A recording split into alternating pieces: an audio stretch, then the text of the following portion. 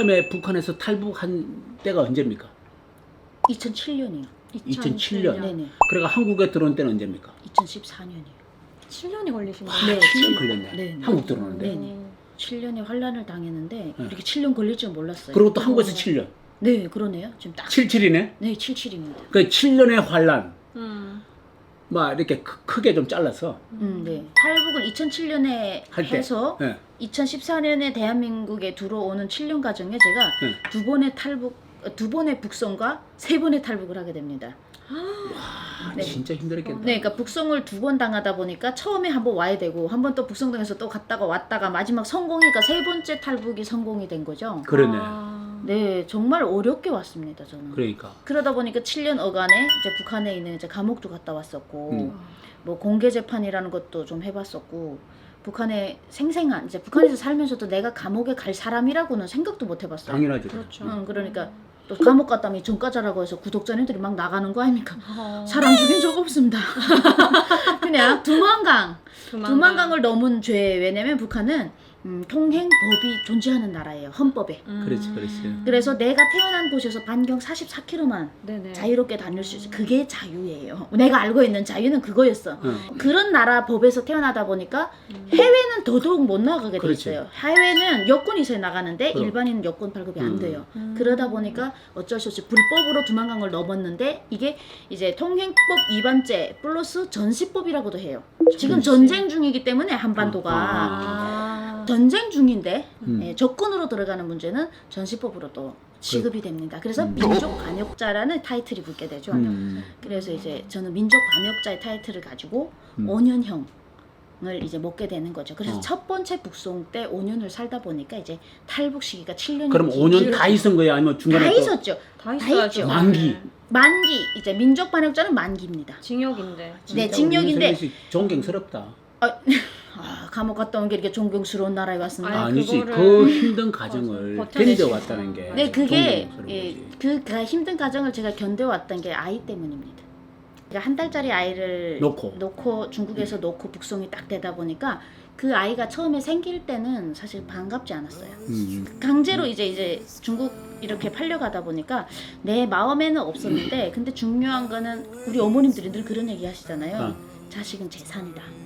근데 사실 제가 처음에 아이를 낳으면 왜 자식이 재산이지 라는데 물음표가 있었어요. 아이는 돈만 쓰거든요. 맞아. 그렇죠. 낳는 시간부터 시작해서 돈만 부녀 먹어야 들어가지. 되지 돈만 들어가는데 왜 재산이랬을까라는데 제가 북송이 돼서 생각을 해봤어요. 지금 그때 그 아이가 저에게 삶의 재산이었어요. 살아야 하는 이유.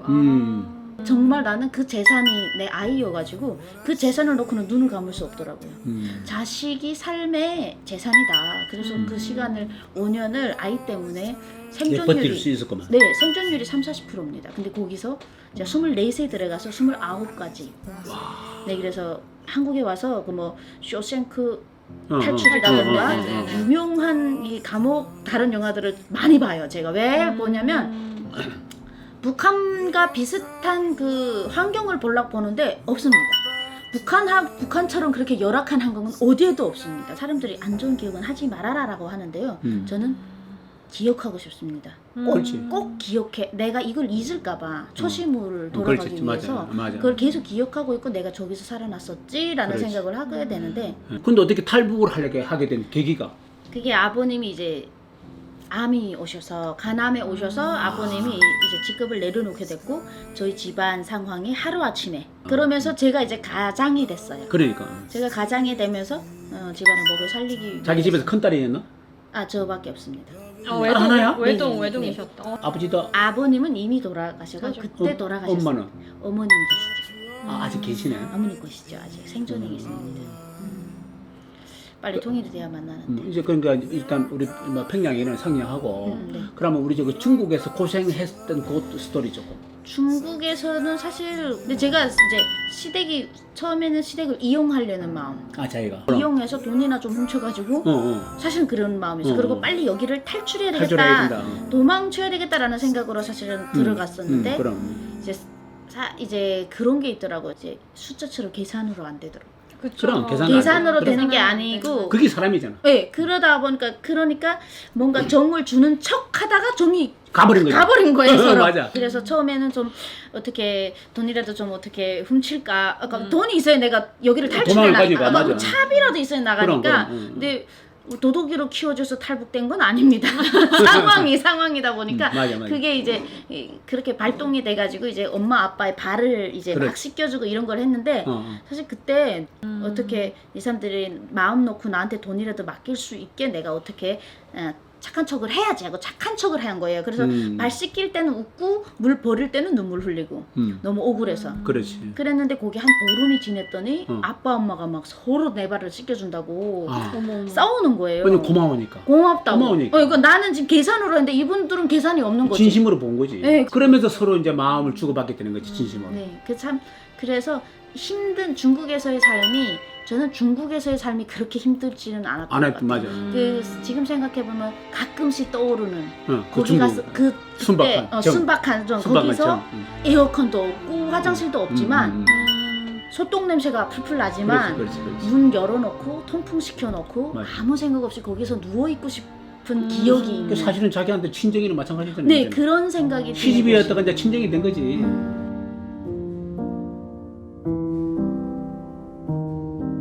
감옥을 이제 5년을 마치고 오는데 사실 이제 연락이 안 되잖아요. 그쵸.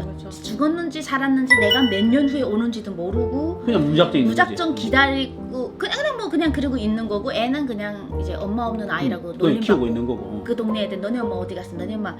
너네 엄마 북한에 가서 총 맞았다며 이런 뭐 얘기도 그런 식으로. 하고 막 그랬대요. 그러니까 애기들이 그러니까 애는 항상 우리 엄마는 모르지 한 달짜리를 그랬으니까 우리 엄마는 없다라고 생각을 하고 있었는데 어느 날 제가 이제 알아서 살아서 돌아서 이제 다시 간 거지. 네, 시집으로. 시댁으로 갔는데 그 가는 길에 한 번 북송이 또 됩니다. 감옥에서 5년 마치고 나와서 그날로 도망간 놈인데 그날로 잡혀서 또 북송이 됐다가 또 살아나와서 가는 그때 살아올 때는 얼마나 있다는 거야? 그게 그러니까 원래는 감옥에 가야 되는데 둘이야. 귀인을 만나서 감옥을 안 갔어요. 가다가 톡. 어머. 안 가고 중간에서 이제 도주를 시켜줘서 안 그러면 제가 2023년도까지 감옥에 있어야 돼. 지금 21년이잖아요. 지금 맞아. 북한에서 지금 감옥에서 살아있으면 감옥에 있었고 죽었으면 그 땅에 묻혀 있어야 될 사람이에요. 이게 운명인 거야. 운명이다. 한국의 올 운명. 힘들게 이제 아이한테까지 딱 찾아갔을 때 시기가 애가 7살이 됐어요.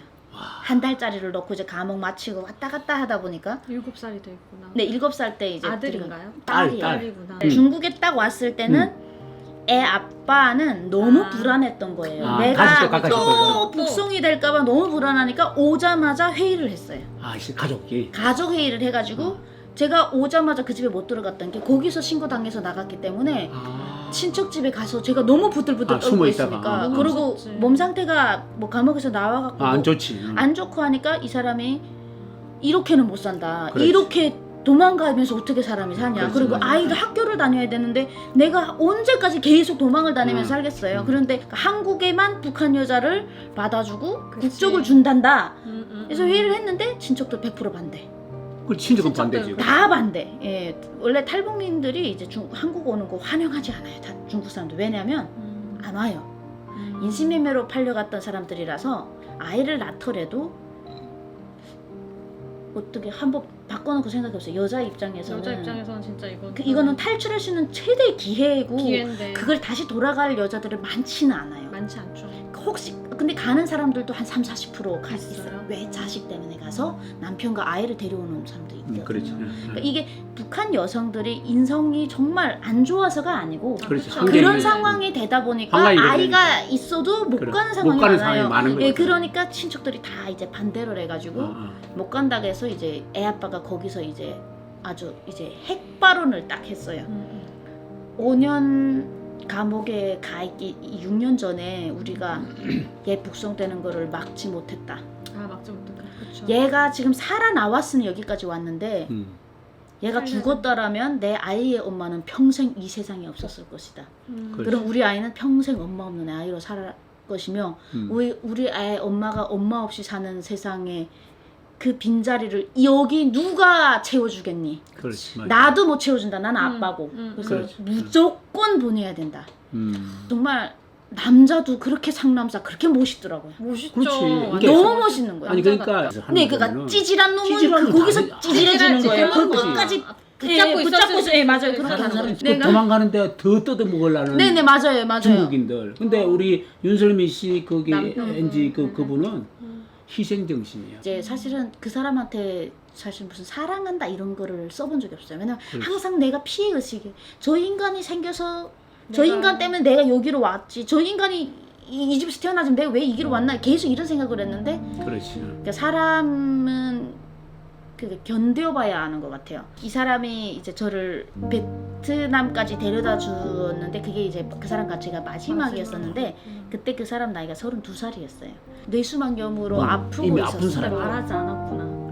몰랐죠. 저는 전혀 몰랐고 만약에 그거를 안다면 아마 제가 주춤했을 수도. 그렇지. 못 오셨을 수 있어요. 왜냐면 네. 안타까우니까 그래도 끝까지 마지막에 이제 베트남에서 저를 인계해주면서 끝까지 왔대요. 거기까지. 거기까지 왔어요. 그때까지도 티 안 내고 약을 먹었다는데 어. 저는 몰랐었고 티 안 내고 오면서 저한테 그 자기 통장에 있는 돈을 거의 다 빼서 달러로 다 바꿔가지고 바꿔서 환전해서 물에다가 적셔서 이렇게 돌돌돌돌 말았었어요. 100불짜리니까 1000불. 1000불. 베트남, 라오스, 태국 이제 세 나라를 내가 거쳐가야 되는데 그러다 보니까 요 세 나라를 건널 때는 경찰이 오면 그 달러 10장씩 들어간 거. 1000불을 주면 그냥 무사통과예요. 무사통과. 사람 목숨이니까. 돈이 워낙 많으니까. 네, 중국에서는 1000불이면 많은 돈이에요. 그렇죠, 많죠. 네네. 많죠. 그냥 주고서를 네 목숨부터 살려 돈 아까운 생각하지 말고 일단은 가라 이래서 마지막에 딱 그 얘기를 했죠. 미안해하지 말라고. 그러니까. 뒤돌아보지 말고 한국 가서 잘 살아라고. 와.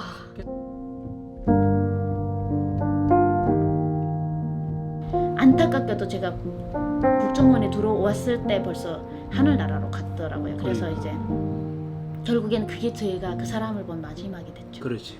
저는 그래서 이 자유대한민국은 그 사람이 우리 애 아빠가 나한테 준 선물이다. 선물이다.